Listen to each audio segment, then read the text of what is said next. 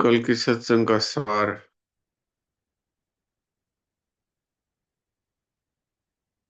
प्रांजल है क्या?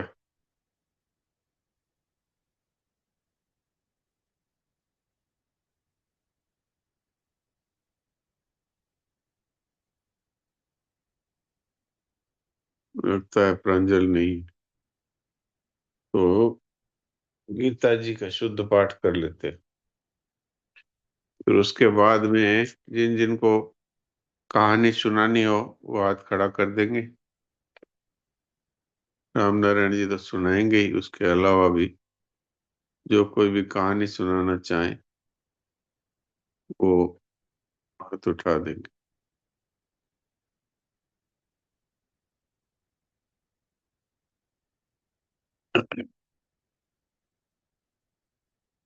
आज है छठे अध्याय का 19वां श्लोक।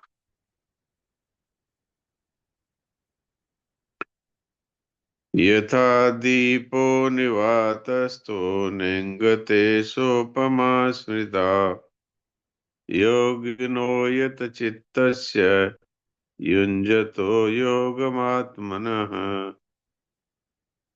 यथा दीपो निवातस्थो नेङ्गते सोपमा स्मृता योगिनो यत चित्तस्य युञ्जतो योगमात्मनः। जैसे स्पंदन रहित वायु के स्थान में स्थित दीपक की लौ चेष्टा रहित हो जाती है, योग का अभ्यास करते हुए वश में किए हुए चित्त वाले योगी के चित्त की वैसी ही उपमा कही गई है। जो जो पाठ करना चाहें वो हाथ खड़ा कर सकते हैं। हाँ, पिस्ता देवी।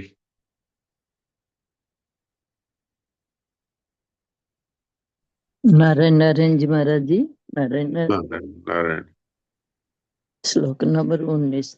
यथा दीपो निवास्तस्थो निन्गते सोपमा स्मृता योगिनो यत चित्तस्य युज्यन्तो योगमात्मनः।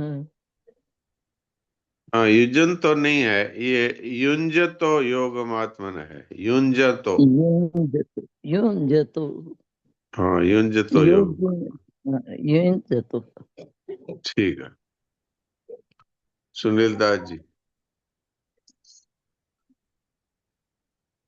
राम राम महाराज जी। राम राम।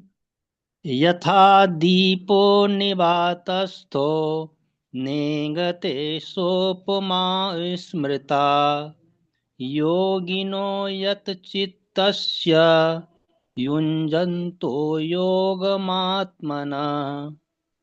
आपने भी वही गलती की, युंजन तो कर दिया। युंजन तो नहीं है, युंज तो योगमात्मन। युञ्जतो हाँ, युञ्जतो योगमात्मन। ठीक है। युञ्जतो योगमात्मनः। ठीक है। प्रणाम महाराज। प्रणाम। सविता जी। प्रणाम डॉक्टर साहब। प्रणाम। यथा दीपो निवातस्थो नेगन्ते सोपमा स्मृता योगिनो यत चित्तस्य युजन्तो योगमात्मना। आपने दो जगह भूल की। जी एक तो नेगंते बोल दिया। जी। नेगंते नहीं है, ये नेंगते है। नेंगते। जी हाँ, दूसरा नेंगते। आपने युजन तो बोल दिया। युंज तो है ये। युंजतो। हाँ, इसको पूरा श्लोक दोबारा बोलिए। यथा दीपो निवातस्थो नेग नेगन्ते नेगंते नहीं है, नेंगते। नेङ्गते हाँ, नेङ्गते सोपमा स्मृता योगिनो यत चित्तस्य युञ्जतो योगमात्मना। हाँ, अब ठीक है। जी नारायण नारायण। नारायण। प्रीति। नारायण नारायण जी से प्रणाम कर रही हूँ। नारायण नारायण। यथा दीपो निवातस्थो नेगते सोपना स्मृता योगिनो यत् चित्तस्य युञ्जतो योगमात्मनः। नारायण नारायण। ठीक है। रेखा। राम राम, प्रणाम जी सा। राम राम। यथा दीपो निवत्तस्थो नेङ्गते सोपमा संवृता योगिनो यत चित्तस्य युञ्जतो योगमात्मनः। नारायण नारायण। ठीक है, शुद्ध पाठ है। गायत्री। नारायण नारायण नारायण नारायण। नारायण। यथा दीपो निवातस्थो नेगते नेगते सोपमा स्मृता योगिनो यत चित्तस्य युञ्जतो युञ्जतो युञ्जतो योगमात्मनः। ठीक है, अच्छा। नारायण नारायण। डॉक्टर साहब प्रणाम। प्रणाम।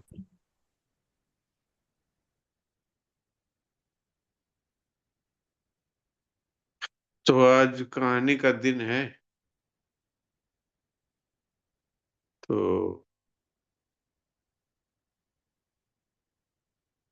राम नारायण जी कहानी सुनाएंगे, फिर उसके बाद में और जो कहानी सुनाना चाहे वो सब बात खड़े कर सकते हैं।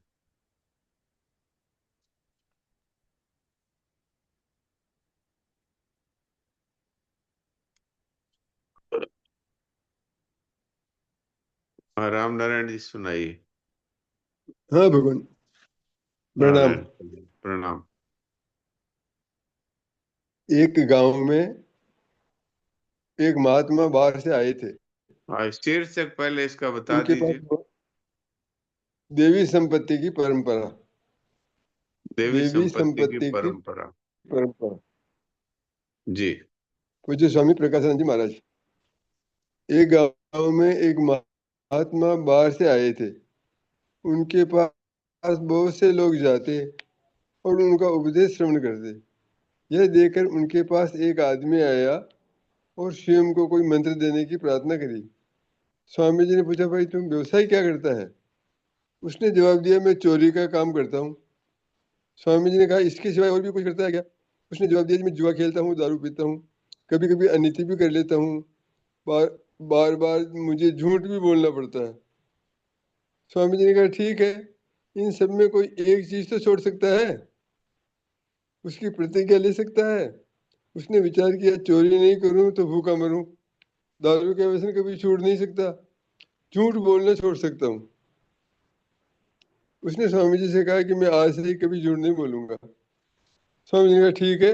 यह कहकर उन्होंने संकल्प करवा दिया, मंत्र दीक्षा दे दी। थोड़े दिन के बाद वह राजा के महल में चोरी करने के लिए गया। वहां दीवार में एक कील मार करके ऊपर चढ़ गया। गर्मी के दिन थे, ऊपर छज्जे पर राजा घूम रहे थे। उन्होंने पूछा, भाई तू कौन है? उसने कहा, मैं चोर हूँ जी। आप कौन हो? राजा ने कहा कि मैं भी चोर हूँ, चल हम दोनों मिलकर के राजा का भंडार लूट लेते हैं। राजा भी चोर बन गया। हम दोनों मिलकर राजा का भंडार लूट लेते हैं। लेकिन तू चोर है, ये एकदम कबूल कैसे कर लेता है? कभी पकड़ा नहीं जाएगा क्या? चोर ने झूठ नहीं बोलने की प्रतिज्ञा ले रखी थी। उसने ये बात राजा को बता दी। राजा ने विश्वास कर लिया। बाद में चोर से राजा ने कहा कि मेरे पास चाबी हाथ लगी हुई है खजाने की, इसलिए हमारा काम आसान हो जाएगा। उसके बाद दोनों ने मिलकर के तिजोरी को खोल दिया और सब हीरे जवाहरात उसमें से निकाल लिए। बाद में चोर ने चोरी का माल 2 भागों में बांट दिया। एक भाग चोर बने हुए राजा को दे दिया, एक भाग खुद ले लिया। एक सोने की डिब्बी में 3 हीरे पड़े थे, अब वो कैसे बांटे? वह सोच विचार में पड़ गया।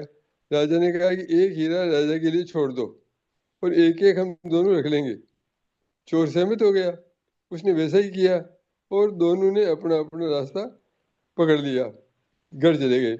राजा ने चोर का ठिकाना पहले पूछ लिया था और स्वयं का झूठा ठिकाना बता दिया था कि मैं तो उस गांव का रहने वाला हूँ। दूसरे दिन राजा ने दीवान को बुलाकर खजाने में कहा, भाई अपने खजाने में चोरी हो गई है, देखो क्या क्या माल गया। उसका पता लगा करके चोर को ढूंढने का भी हुक्म दिया। दीवान ने खजाने की तलाश करी, उसमें एक एक हीरा मिला। वह स्वयं की जेब में उसने डाल दिया दीवान ने, और राजा के पास आकर बोला कुछ भी नहीं छोड़ा साहब, सब कुछ ले गया। चोर की बहुत तलाश करी पर कोई पता भी नहीं चला। अंत में राजा ने चोर का ठिकाना बताया और वहां रहने वाले को बुलाकर उस चोर को लाने का हुक्म दिया। चोर को हाजिर किया। राजा ने कहा कि दरबार में चोरी हुई है, भाई तू जानता है क्या कुछ? चोर तो सच बोलता था, उसने कबूल किया कि हजूर चोरी तो मैंने ही करी है। राजा ने बोला सब कुछ ले गया है, कुछ लेने भी दिया यहाँ। चोर बोला महाराज तिजोरी में 3 हीरे थे और हम दोनों 2 चोर थे, तो हम दोनों में से एक एक हीरा बांट लिया और एक हीरा आपके लिए छोड़ दिया था। राजा ने दीवान से कहा कि वो हीरा आपकी जेब में है, वो निकालो। राजा ने दीवान से कहा कि एक हीरा आपकी जेब में, वो निकालो। दीवान घबरा गया और अपनी जेब में से वो हीरा निकाल करके और राजा के सामने रख दिया। राजा ने कहा आज से ये चोर तो दीवान बनेगा, और क्योंकि सत्य बोलता है और प्रमाणिक है। बाद में उस चोर ने राजा से कहा आपको, बाद में उस चोर ने राजा से कहा, चोर से राजा ने कहा आपको गुरु ने जो सत्य बोलने की प्रतिज्ञा करवाई है, उस सत्य के पालन करने से आप चोर से दीवान हो गए। गुरु जी के आपको फिर दर्शन हो जाए तो मुझे भी दर्शन करवा देना, जिससे मैं भी उनका सदुपदेश ग्रहण कर सकूं। यह सुनकर चोर के मन में विचार आया कि एक सत्य के पालन करने से मैंने दीवान पर प्राप्त किया है, तो दूसरे देवी गुणों को प्राप्त करने से मुझे कितना बड़ा लाभ होता। यही समझकर उसने दूसरे भी देवी संपत्ति के गुण धारण करने की प्रतिज्ञा करी। देवी संपत्ति से कोई एक भी गुण का यथार्थ पालन किए तो दूसरे गुण तो अपने आप आ जाते हैं। नारायण नारायण। वाह वाह, बहुत अच्छी कहानी है। उसने एक झूठ न बोलने का व्रत लिया और बाकी और चोरी करना और शराब पीना और अनीति करना, ये सब उसने नहीं छोड़े। फिर भी एक गुण को धारण करने से बाकी के गुण स्वतः ही उसमें प्रकट हो गए। बहुत ही अच्छी कहानी थी। हाँ राधे, आप सुनाइए कोई कहानी। राम राम, प्रणाम जी सा। राम राम। कहानी का शीर्षक है लीलाधर की लीला। हाँ, लीलाधर की लीला सुनाइए। भक्त वाटिका पंढरपुर की धरती का प्रसंग है। श्री दामाजी नाम से यहाँ एक मर्यादित वैष्णव भक्त हो गए हैं, जिनके हाँ लिए भगवान विठल जी ने दामाजी का रूप लिया। घटना जी। कुछ इस प्रकार है कि दामाजी नित्य प्रति विठोबा के दर्शन कर अपनी दिनचर्या प्रारंभ करते थे।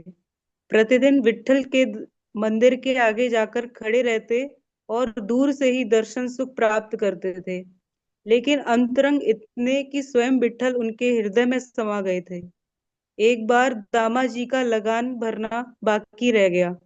प्राय भक्तों की आर्थिक स्थिति ऐसी ही होती है।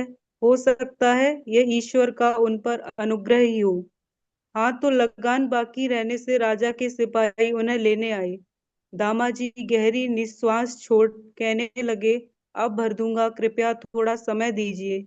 सिपाही कहते हैं, ऐसा नहीं हो सकता, कई बार माफ किया गया है, अब तो तत्काल उपस्थित करने की राज आज्ञा है। दामाजी चलने को तैयार हुए, कहते हैं, चल रहा हूँ, एक बार विठल के दर्शन कर लूं, फिर चल देता हूँ। लेकिन सिपाही नहीं माने और दामाजी को बेड़ियां पहना दी। वह बार बार अनुनय करते रहे कि एक बार मंदिर जाकर दर्शन करने दें, लेकिन ऐसा नहीं हो पाया। लाचार दामा बंदी बन मन ही मन विठल का स्मरण करते, आर्द्र होते अनुगमन करते हैं। इधर बड़ा ही विचित्र प्रसंग हो गया। वाह प्रभु, तेरी माया अपरंपार है। भक्त तो भगवान के हृदय होते हैं, वे कैसे अपने भक्त का अपमान सह सकते हैं।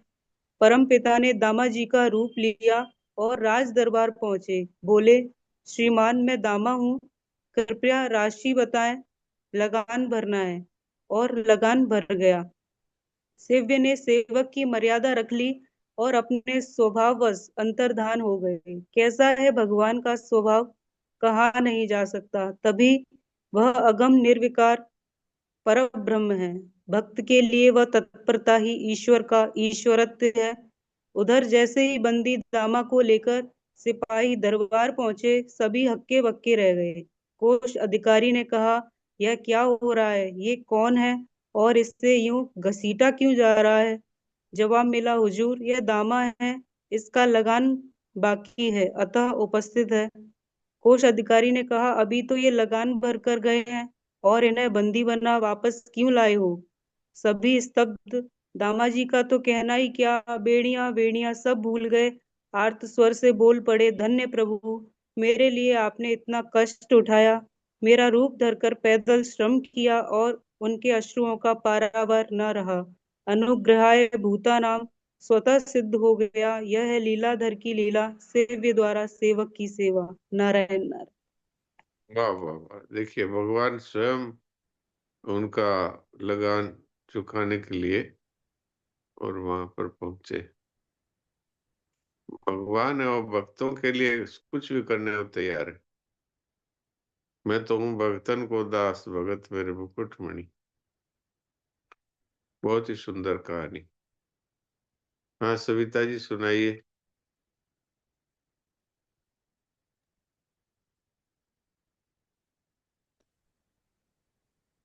प्रणाम डॉक्टर साहब। नारायण नारायण। प्रणाम। कहानी का शीर्षक है ईश्वर की सच्ची प्रार्थना। एक पुजारी थे। लोग उन्हें अत्यंत श्रद्धा एवं भक्ति भाव से देखते थे। पुजारी हमेशा सुबह मंदिर जाते और दिन भर वहीं मंदिर में ही रहते। सुबह से ही लोग उनके पास प्रार्थना के लिए आने लगते। जब कुछ लोग इकट्ठे हो जाते तब मंदिर में सामूहिक प्रार्थना होती। प्रार्थना पूरी हो जाने के बाद पुजारी लोगों को अपना उपदेश देते थे। उसी नगर में एक गाड़ीवान रहता था। वह सुबह से शाम तक अपने काम में लगा रहता। इसी से उसकी रोजी रोटी चलती थी। यह सोचकर उस गाड़ीवान के मन में बहुत दुख होता कि मैं हमेशा अपना पेट पालने के लिए काम धंधे में लगा रहता हूँ, जबकि लोग मंदिर जाते हैं, प्रार्थना करते हैं। मुझ जैसा पापी शायद ही इस संसार में कोई हो। तो आत्मग्लानि से गाड़ीवान ने पुजारी के पास पहुंचकर अपना दुख जताया। पुजारी जी, मैं आपसे ये पूछने आया हूँ कि क्या मैं अपना यह काम छोड़कर नियमित मंदिर में प्रार्थना के लिए आना आरंभ कर दूं?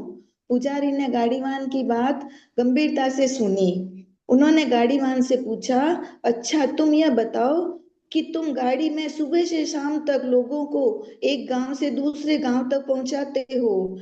क्या कभी ऐसे अवसर आए कि तुम अपनी गाड़ी में बूढ़े, अपाहिजों और बच्चों को मुफ्त में एक गांव से दूसरे गांव तक ले गए हो?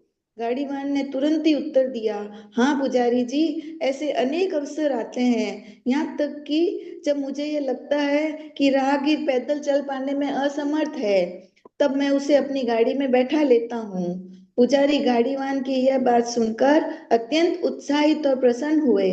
उन्होंने गाड़ीवान से कहा, तब तुम अपना पेशा बिल्कुल मत छोड़ो। थके हुए बूढ़ों, अपाहिजों, रोगियों और बच्चों को कष्ट से राहत देना ही ईश्वर की सच्ची प्रार्थना है। सच तो यह है कि सच्ची प्रार्थना तो तुम ही कर रहे हो। यह सुनकर गाड़ीवान अभिभूत हो उठा और धन्यवाद, ईश्वर की सच्ची प्रार्थना यही है। नारायण नारायण। हाँ, सबकी सेवा करना, ये भगवान ही तो सब रूपों में है। कि जितने बूढ़े हैं, अपाहिज हैं, बच्चे हैं, रोगी हैं, इन सब रूपों में है कौन? भगवान ही तो है। तो ये भगवान की सेवा कर रहे हैं जो इनकी सेवा कर रहे हैं। बहुत बढ़िया, सभी ने बहुत अच्छी कहानी सुनाई। और भी किसी को कहानी सुनानी हो तो सुना सकते हैं, और नहीं है कहानी तो फिर हम लोग फिर कीर्तन करें। आप में से कोई कीर्तन कराना चाहे तो वो भी हाथ खड़ा कर सकता है, तो कीर्तन करें सभी लोग।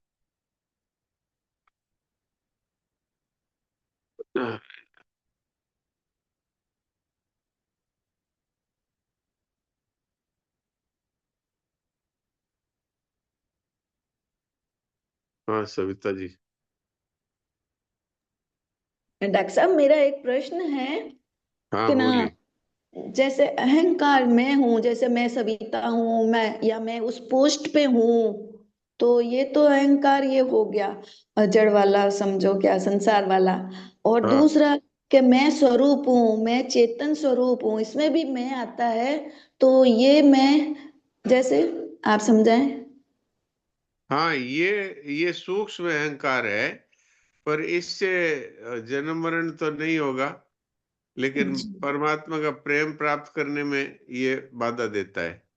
इसलिए इसमें भी ये मानना चाहिए कि परमात्मा का स्वरूप होने के कारण से मैं परमात्मा का ही चेतन अंश हूँ, अर्थात भगवान का ही बेटा हूँ, भगवान की बेटी हूँ। इस तरह से भगवान के प्रति अपना समर्पण कर दे तो ये अहंकार भी फिर भगवान का प्रेम प्राप्त करवा देता है। भगवान तो से इसको जोड़ दें, मैं उनका बेटा हूँ, उनकी बेटी हूँ, उनकी शरण हूँ, अच्छा, तो ये ये मतलब अहंकार ऐसे बाधा नहीं देता। में होने से मतलब वो अहंकार नहीं आता है इसमें में। हाँ, यदि हम मैं भगवान का अंश हूँ जी और भगवान की शरण हूँ, इस तरह स्वीकार कर ले तो वो मैंपन को भगवान वो क्षमा कर देते हैं। फिर वो अपना दास समझ करके और उसको वो डूबने नहीं देते। और अगर मैं ब्रह्म हूँ इस तरह से अगर अपने आप को स्वरूप स्वीकार कर लेता है तो भी उसका जन्म मरण नहीं होता और वो सदा के लिए जन्म मरण से छूट जाता है। पर यहाँ तक पहुंच जाए तो भी वो अच्छी स्थिति मानी गई है। जी, जी जी जी डॉक्टर साहब, बहुत अच्छा। ठीक है। थोड़ा सा कीर्तन करवा दो, छोटा सा मैं। हाँ, करवाइए। हरे राम राम राम सीता राम राम राम। हरे राम राम राम सीता राम राम राम। हरे राम राम राम सीता राम राम राम। हरे राम राम राम सीता राम राम राम। हरे राम राम राम सीता राम राम राम। हरे राम राम राम सीता राम राम राम। हरे राम राम राम सीता राम राम राम। नारायण नारायण। नारायण नारायण, बहुत अच्छा। तो राधे आप करा दीजिए कीर्तन। बोली। जी साहब प्रणाम जी। राधे राधे भगवान। राधे राधे। कृष्ण गोविंद गोविंद गोपाल नंद लाल। कृष्ण गोविंद गोविंद गोपाल नंद लाल। कृष्ण गोविंद गोविंद गोपाल नंद लाल। कृष्ण गोविंद गोविंद गोपाल नंद लाल। गोपाल नंद लाल गोपाल नंद लाल। गोपाल नंद लाल गोपाल नंद लाल। कृष्ण गोविंद गोविंद गोपाल नंद लाल। कृष्ण गोविंद गोविंद गोपाल नंद लाल। गोपाल नंद लाल गोपाल नंद लाल। गोपाल नंद लाल गोपाल नंद लाल। कृष्ण गोविंद गोविंद गोपाल नंद लाल। कृष्ण गोविंद गोविंद गोपाल नंद लाल। कृष्ण गोविंद गोविंद गोपाल नंद लाल। कृष्ण गोविंद गोविंद गोपाल नंद लाल। राधे राधे जी साहब। नारायण नारायण साहब। बहुत ही अच्छा, नारायण बहुत अच्छा कीर्तन कराया। राधे राधे। राधे राधे। तो नारायण नारायण नारायण। नारायण। नारायण। जी सर मैं भी कर रहा हूँ कीर्तन। हाँ, जरूर कराइए। जी। हरे कृष्ण कृष्ण कृष्ण हरे हरे हरे राम राम राम हरे हरे हरे कृष्ण कृष्ण कृष्ण कृष्ण हरे हरे हरे राम राम राम हरे हरे, हरे कृष्ण कृष्ण कृष्ण हरे हरे, हरे राम राम राम हरे हरे, हरे कृष्ण कृष्ण कृष्ण हरे हरे, हरे राम राम राम हरे हरे। नारायण नारायण। ये डोंगरे जी महाराज करके जो संत हुए भागवताचार्य, वो हाँ इस जी। प्रकार से कीर्तन करवाते थे महामंत्र का हाँ, जी।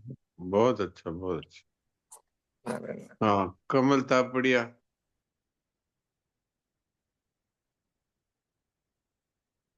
हाँ, बोलिए। हाँ, भजन सुनाना है। हाँ, सुनाइए। हाँ, राधे राधे।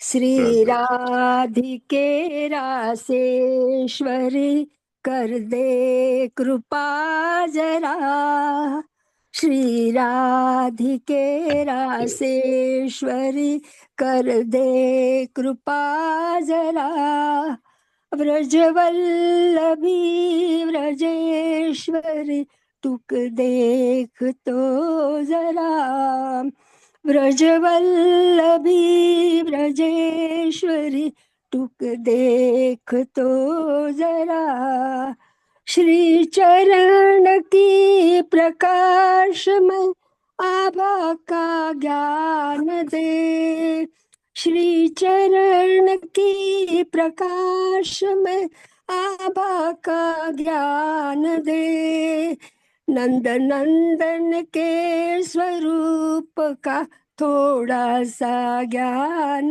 दे, नंद नंदन के स्वरूप का थोड़ा सा ज्ञान दे, गोपी जनों की स्वामिनी दासत्व दे जरा, गोपी जनों की स्वामिनी दासत्व दे जरा, ब्रजवल्लभी ब्रजेश्वरी टुक देख तो जरा, मुझसे अकिंचन को चरणों में स्थान दे, मुझसे अकिंचन को चरणों में स्थान दे, आंचल पसारती हूँ यह एक दान दे,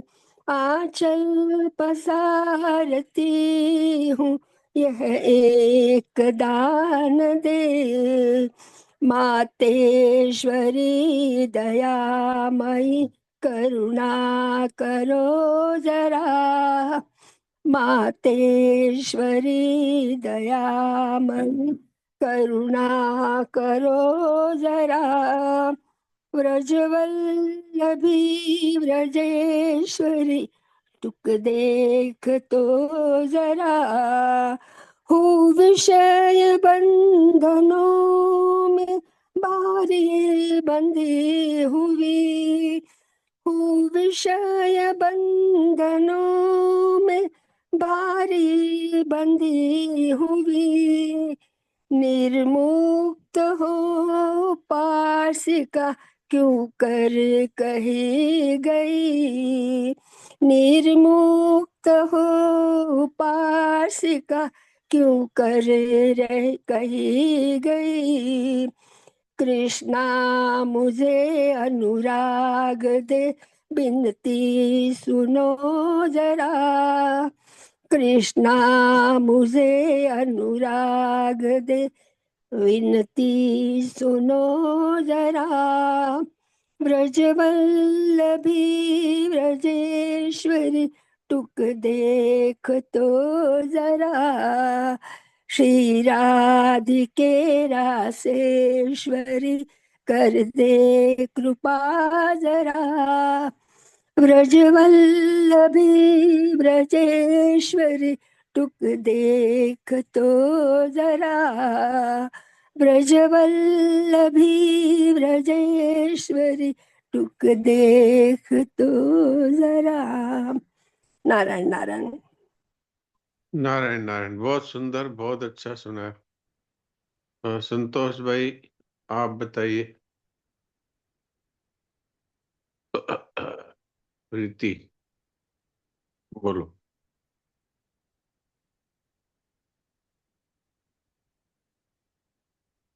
हरि शरणम भजन गाना है जी सा। हाँ, गई गई। हरि शरणम, हरि शरणम, हरि शरणम, हरि शरणम, हरि शरणम, हरि शरणम, हरि शरणम, हरि शरणम। न भूले हम, न भूले हम, हरि शरणम, हरि शरणम। प्रभु के हम, प्रभु के हम, हरि शरणम, हरि शरणम। चाहे सुख की छटा छाए, चाहे दुख की घटा आए, चाहे सुख की छटा छाए, चाहे दुख की घटाए। खुशी हो या हजारों गम, हरि शरणम, हरि शरणम। प्रभु के हम, प्रभु के हम, हरि शरणम, हरि शरणम। है यही है विनती अपनी, यही है आरज़ू अपनी, यही है विनती अपनी, यही है आरज़ू अपनी। हरि के हो कि निकले दम, हरि शरणम, हरि शरणम। हरि के हो कि निकले दम, हरि शरणम, हरि शरणम। न भूले हम, न भूले हम, हरि शरणम, हरि शरणम। प्रभु के हम, प्रभु के हम, हरि शरणम, हरि शरणम। नारायण नारायण। वाह वाह, बहुत सुंदर, बहुत सुंदर। अब थोड़ी देर के लिए कुछ सेकंड बचे हैं, तो सब